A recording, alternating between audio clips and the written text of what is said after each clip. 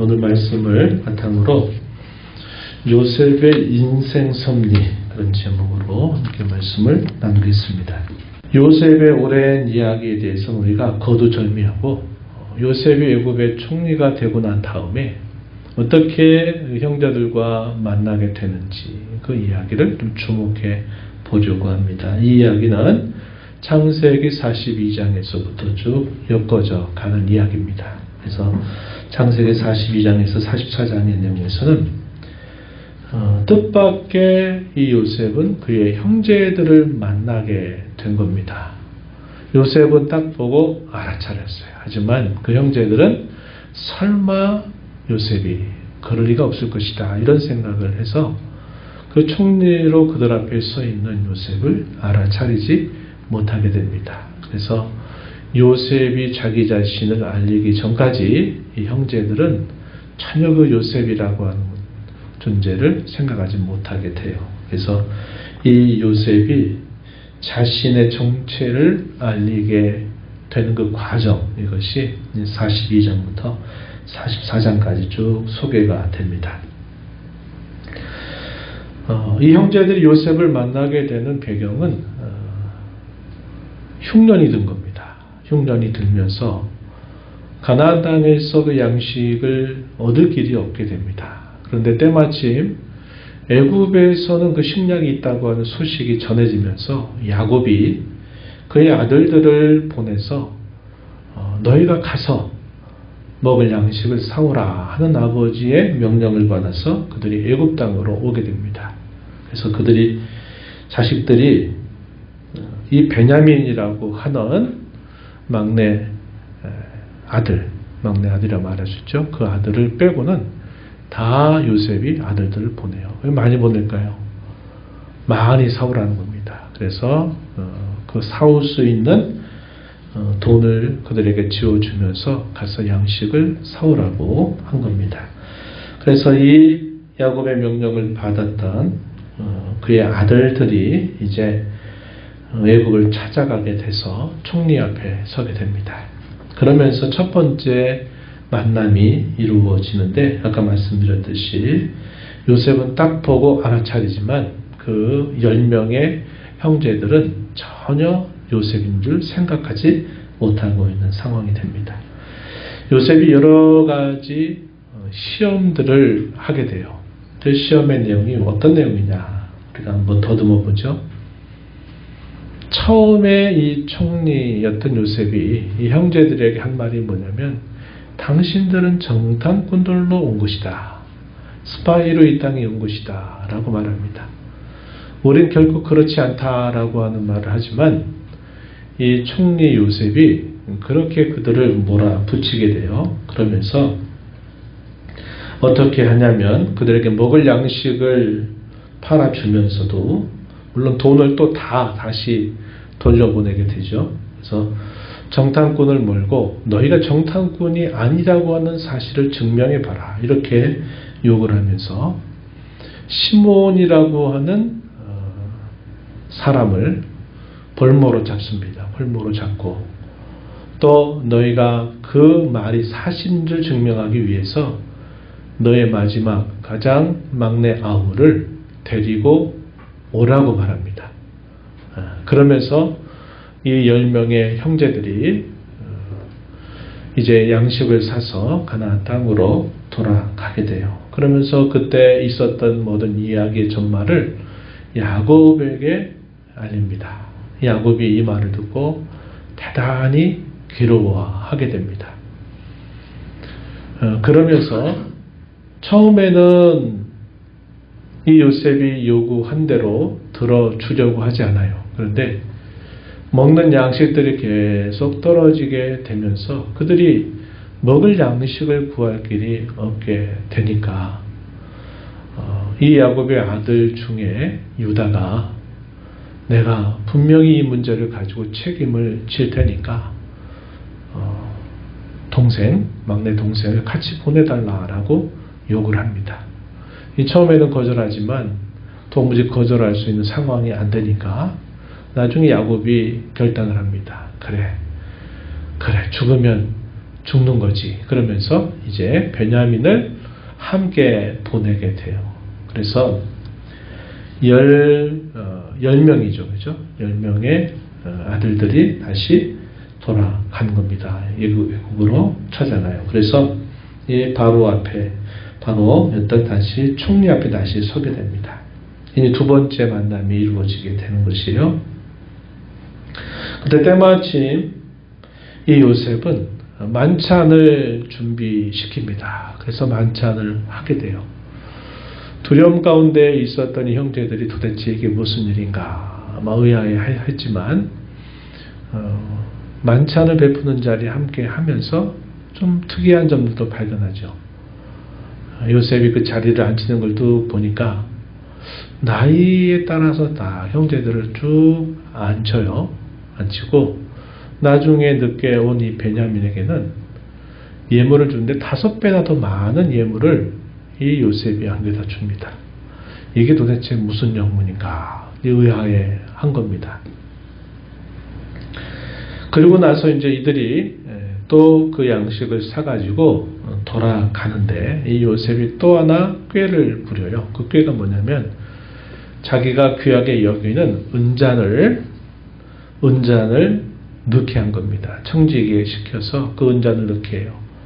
그리고 이제 그들이 기쁜 마음으로 그 양식을 사가지고 가고 있는 중에 이제 이 요셉이 보낸 종들이 와서 야, 은잔이 없어졌다고 이야기하는 겁니다. 은잔이 없어졌는데 이 은잔을 찾고 있는데 한번 보자는 거예요. 그랬더니 그 은잔이 발견이 된 겁니다.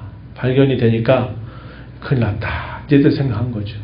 그런 과정에서 이 요셉의 형제들은 야, 옛날에 우리가 동생 요셉에게 한 이 잘못을 하나님이 이렇게 드러내시는 것 같다. 이런 이야기를 여러 차례 주고 받아요. 이거 벌 받는 것 같다.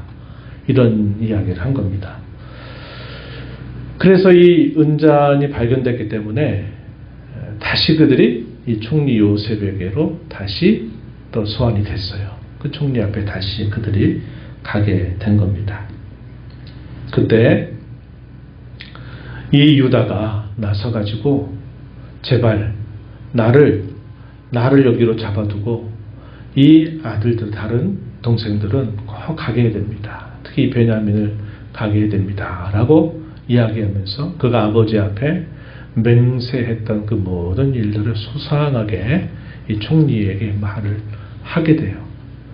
그러면서 그 말을 들었던 요셉이 몇 번씩이나 사이사이에 막 눈물이 나는데 그 주체할 수 없는 눈물을 마지막에는 많이 흘리더니 이제 그가 형제들에게 나타나서 자신이 바로 그 요셉이다 하는 사실을 알리게 됩니다. 처음에는 이 형제들이 그 말을 믿지 않았어요.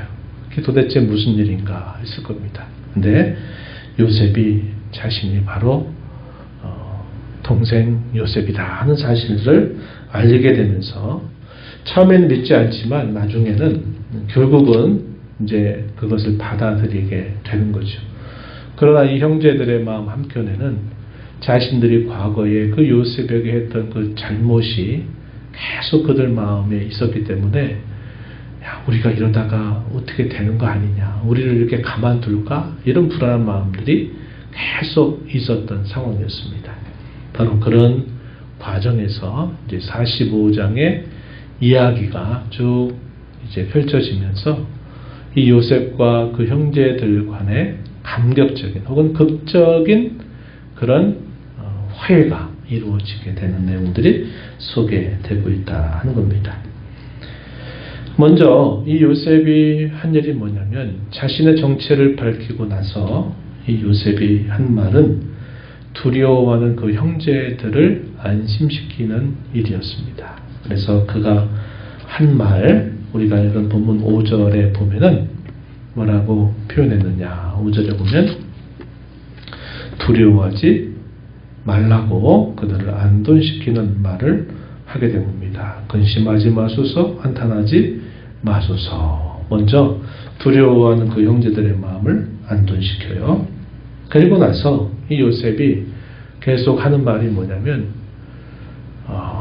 형님들이 나를 이곳에 보낸 것이 아니라 하나님께서 나를 이곳에 보내셨다고 이 요셉이 형제들에게 말을 한 것입니다.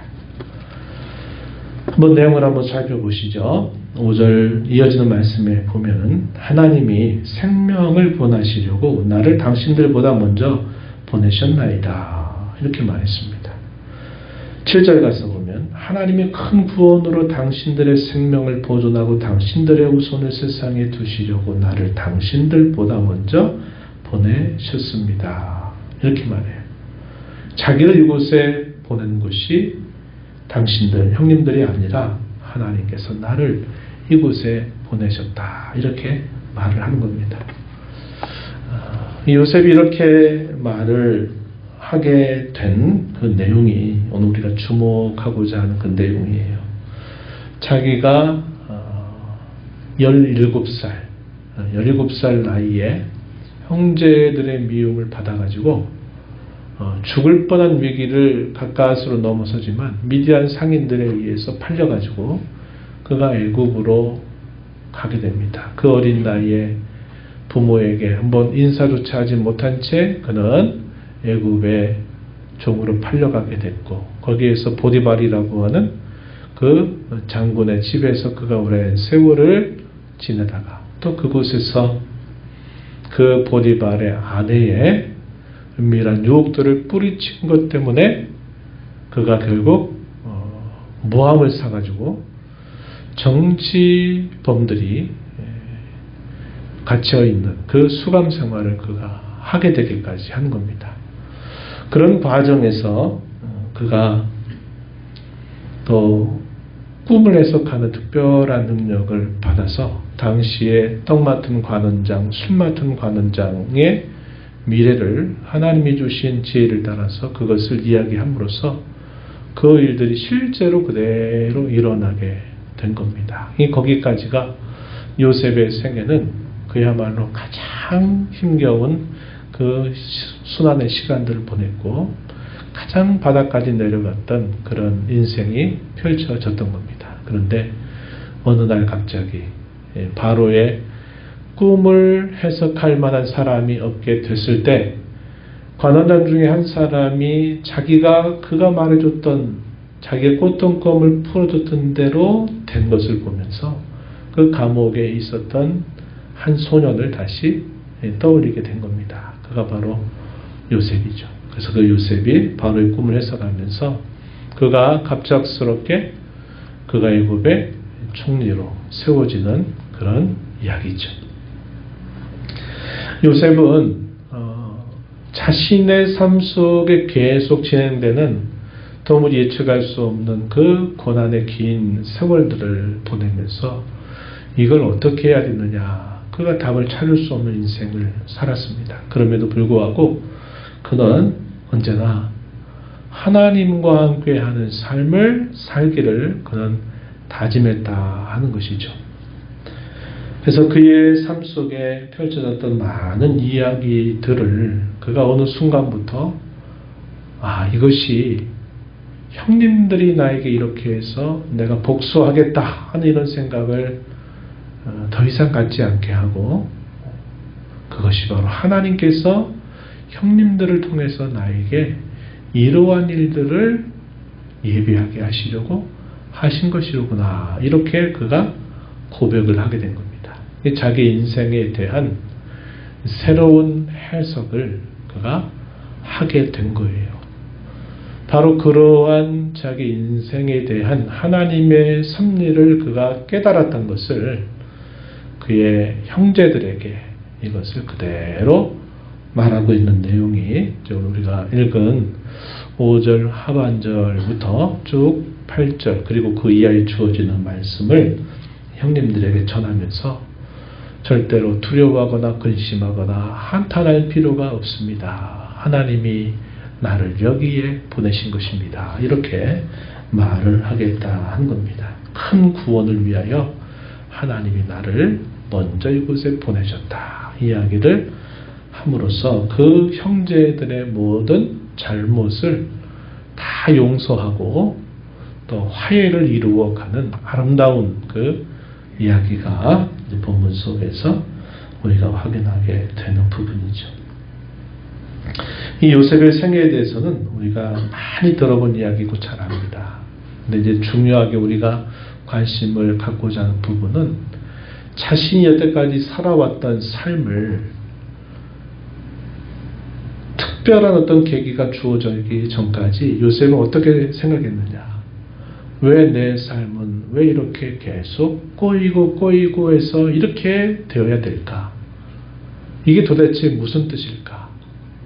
이러한 생각 속에 오랜 세월을 그가 보내왔었는데 어느 순간부터 그가 자기의 그 살아온 삶을 이제는 예전과 같이 생각하는 게 아니라 다른 각도로 자기의 삶을 해석하게 됐다 하는 것이 이제 우리가 오늘 좀 관심을 갖고자 하는 부분이라는 겁니다. 시편 105편, 우리가 시편 가운데 대표적인 서사시, 역사시라고 분류하는 이 시편이 105편의 내용인데 이 105편에 보면은 요셉의 이야기에 대한 설명이 주어지고 있어요. 하나님께서 그의 구원의 큰 섭리 가운데서 하나님이 이 요셉이라고 하는 인물을 어떻게 그 구원을 위한 섭리로 하나님이 사용하셨는가 하는 것에 대한 기록이 소개되고 있는 부분입니다. 여러분들이 한번 찾아서 곰곰이 묵상해 볼 만한 그런 말씀이 되는데 거기 말씀에 보면은 이런 말을 했어요. 여호와의 말씀이 응할 때까지 그 말씀이 그를 단련하였다. 그를 착고에 채우고 그를 대단히 힘들게 했다는 겁니다. 근데 그것이 하나님의 말씀이 응할 때까지 말씀이 그를 단련한 시간이었다. 이렇게 분명히 풀어주고 있다는 겁니다. 하나님의 말씀이 응한다라고 하는 말을 우리가 어떻게 이해할 수 있을까요? 그가 17살 나이에 뜻밖의 꿈을 두 차례 꿈을 꾸는데 일상적인 꿈과 다른 꿈이었어요. 그 꿈이 너무나 선명했습니다. 그래서 이 요셉이 형님들에게도 말하고 나중에 그의 부모들도 그 꿈 이야기를 들어요. 그 꿈 이야기는 분명한 하나의 메시지를 전달해 주는 내용이었습니다. 요셉이 결국 다른 모든 형제들의 절을 받게 된다. 심지어는 그의 부모들의 절을 받게 된다 하는 그 꿈의 내용을 그가 가지고 이야기했다가 결국 미움받아 가지고 오랜 고난의 시간들을 그가 살아가게 된 거죠. 그런데 하나님께서 그에게 주셨던 그 꿈이 어떻게 이루어지느냐 할 때 바로 이 애굽의 총리가 돼 가지고 자신 총리로 있을 동안에 곡식을 사러 왔던 그의 형제들과의 만남 속에서 그 꿈의 내용들이 실제로 이루어지게 됩니다.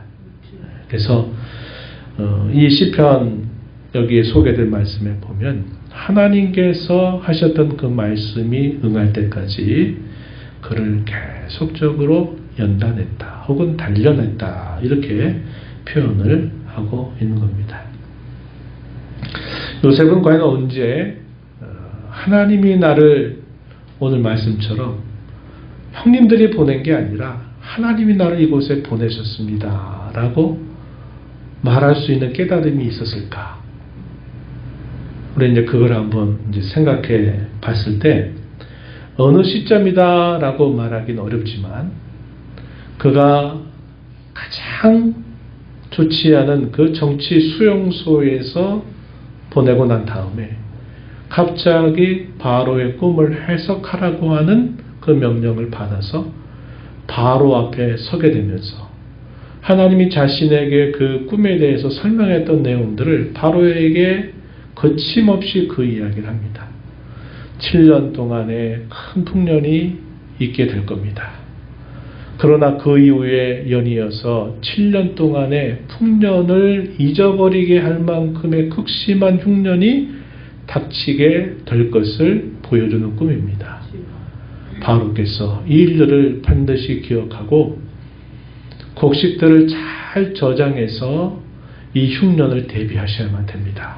이렇게 이제 요셉이 그거를 알리게 되죠. 그런데 당시 바로와 그 애굽의 모든 지혜자들이 입을 모은 게 뭐냐면 누가 이 일을 하겠느냐는 겁니다. 네가 해야지.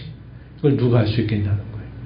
너같이 신에 의해 감동된 사람이 이 일을 해야지. 누가 일을 하겠냐고 그러면서 갑자기 그가 바로의 바로 다음에 권세자로 그가 세움을 받게 되면서 그가 일들을 하게 된 겁니다. 그러면서 그가 이제 자신의 살아왔던 그 삶에 대해서 다시 그의 인생을 보게 되는 중요한 계기가 마련되었으리라 우리가 충분히 추정해 볼 수 있다는 거죠. 그래서 이 요셉은 형님들을 안심시키고 형님들이 한 게 아니라 하나님이 더 큰 구원을 위해서 생명을 보존하게 하시려고 하나님이 나를 이곳에 보내신 것이니 염려하거나 근심하지 마소서, 두려워하지 마소서 이렇게 말하고 이제 가서 아버지 모든 가족들을 다 데리고 오라고 부탁합니다. 7년 흉년 중에 2년 정도가 지나고 있는 때였어요. 앞으로 5년의 큰 흉년이 남아있기 때문에 이곳으로 아버지를 다 가족들을 데리고 오면 내가 이제부터 아버지를 내가 봉양하겠습니다. 내가 당신들의 자녀들을 내가 기를 것입니다. 이렇게 하면서 이제 극적인 이런 화해가 이루어져서 마침내 이 일과 함께 약 70여 명에 되는 이 야곱의 모든 가족들이 이 고센 땅이라고 하는 곳에 와서 여기서 그 흉년을 다 지나게 되고 여기서 큰 민족으로 번성하게 되는 일들이 따라오게 된 것이죠. 오늘 우리가 이 말씀을 보면서 우리가 몇 가지 받는 교훈이 있는데 첫 번째는 뭐냐면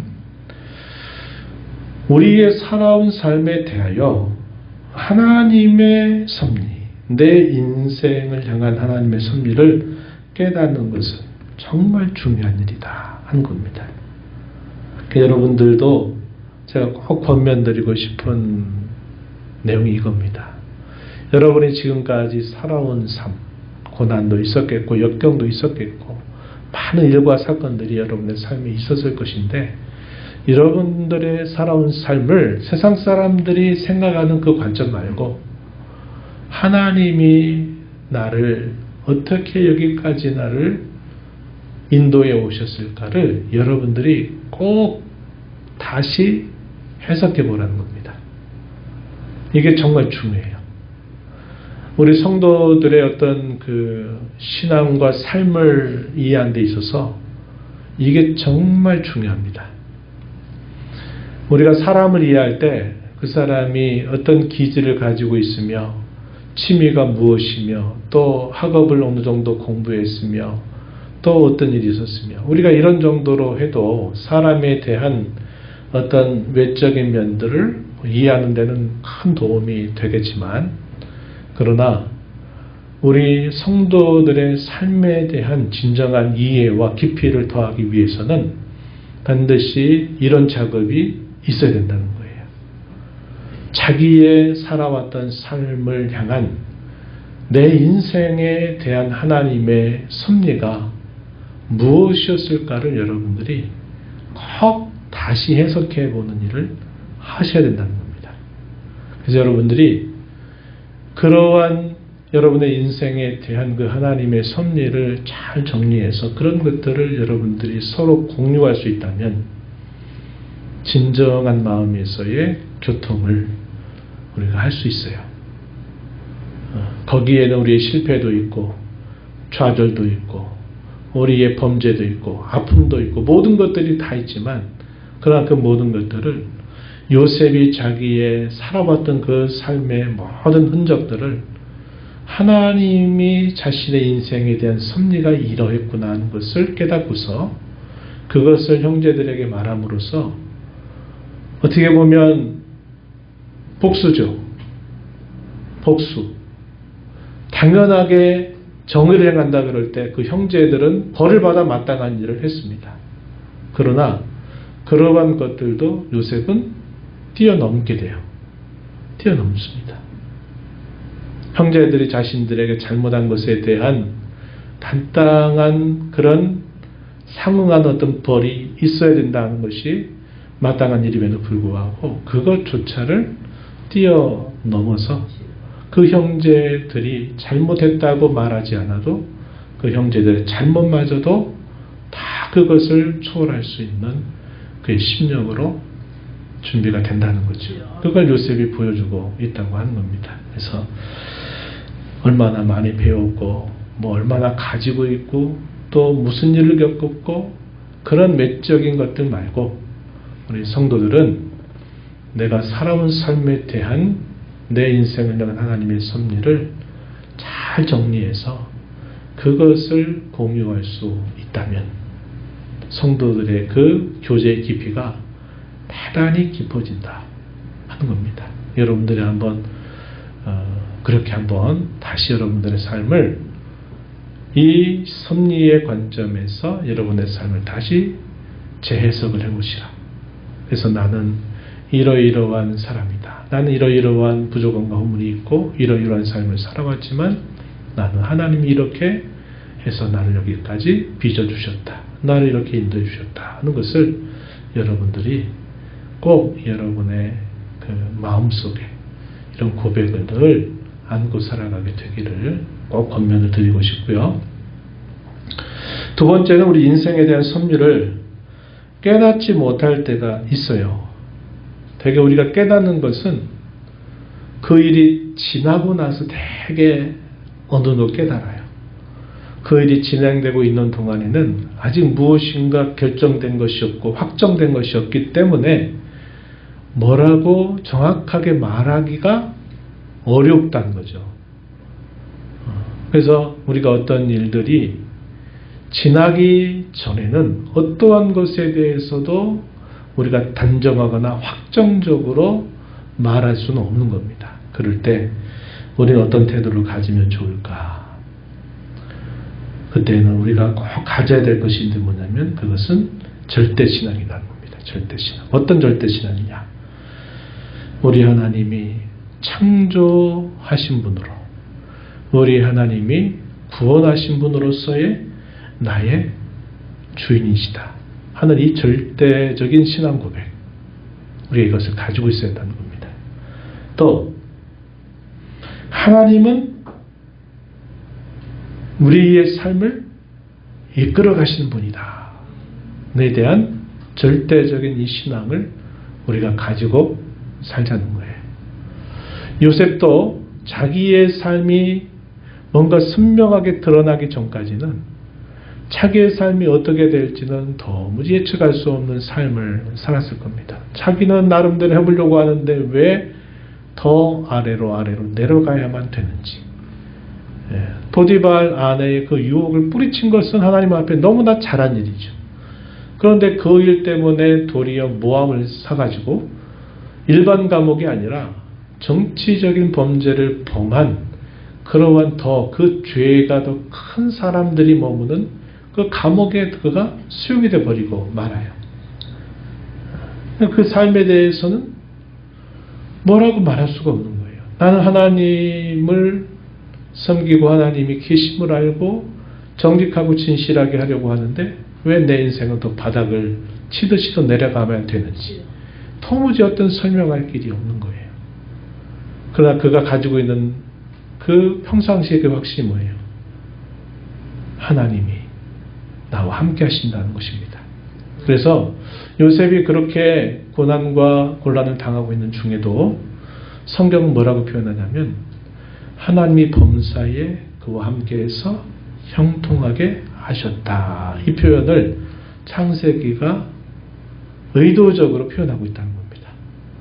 겉으로 볼 때는 형통이라고 말할 수 없어요. 그러나 그가 처해져 있는 상황은 누가 봐도 더 안 좋은 상황으로 가고 있지만 그러나 분명한 사실은 하나님이 그와 함께 하셔서 그의 범사를 형통하게 하셨다. 이렇게 표현하고 있는 겁니다. 그래서 우리도 마찬가지입니다. 우리가 어떤 결말이 주어지기 전까지 우리는 어떤 것도 확정할 수 없을 때가 분명히 있습니다. 근데 우리가 그때 우리에게 중요한 건 뭐냐면 하나님이 나를 지으셨다.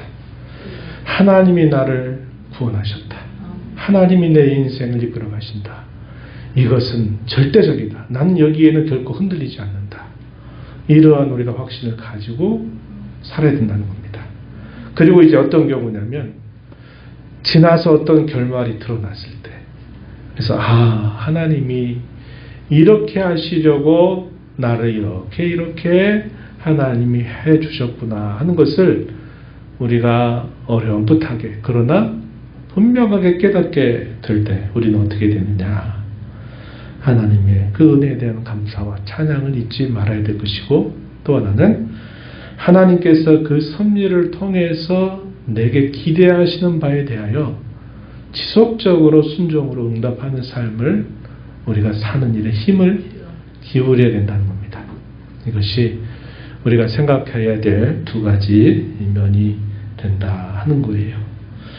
그 옛날 요셉의 인생 가운데 섭리하시는 그 하나님은 여전히 오늘도 동일하셔서 저와 여러분의 인생 가운데 그의 섭리로 우리를 이끌어 가실 겁니다. 이건 분명한 사실이에요. 그럴 때 지나온 삶에 대하여 여러분들이 아까 부탁드린 것처럼 하나님의 섭리의 눈으로 여러분의 어려웠던 순간들, 고통스러웠던 기억들, 아팠던 시간들, 헤아릴 수 없었던 그 어려움의 시간들을 하나님의 섭리의 눈으로 한번 다시 해석을 해보세요. 그리고 지금 내가 가고 있는 그 걸음에 대해서는 우리가 그게 끝을 알 수 없어요. 그러나 우리에게 무엇이 중요하냐? 하나님은 나를 지으신 분이며 나를 구원하신 분이며 내 인생을 여전히 평생 다도록 그의 섭리로 이끌어 가신다고 하는 이 신앙에 대해서는 절대적인 확신을 가지고 우리가 살아가고 지나온 삶 속에서 어떤 선명한 결말들이 드러났을 때 그것에 대하여 하나님이 이렇게 하시려고 저에게 이런 일을 주셨군요. 하나님이 나에게 이렇게 해주시려고 하나님이 내게 그때 어려웠던 그 시간들을 또 견디게 하셨군요 하는 것들을 깨달은 것에 대해서는 감사와 찬양을 드리고 하나님이 무엇을 위해서 요셉이 그 형들에게 말한 것이 큰 구원을 위해서 하나님이 나를 이곳에 보냈다고 말하면서 그 구원을 이루는 일에 요셉이 끝까지 힘을 다한 것처럼 그 하나님의 기대에 우리가 지속적인 순종을 통해서 그 기대를 따라 살아가는 삶에 힘써야 되겠다 하는 겁니다. 그것이 오늘 이 말씀을 통해서 나누고자 하는 내용들이 됩니다. 마음에 잘 새기며 살아가게 되기를 바랍니다.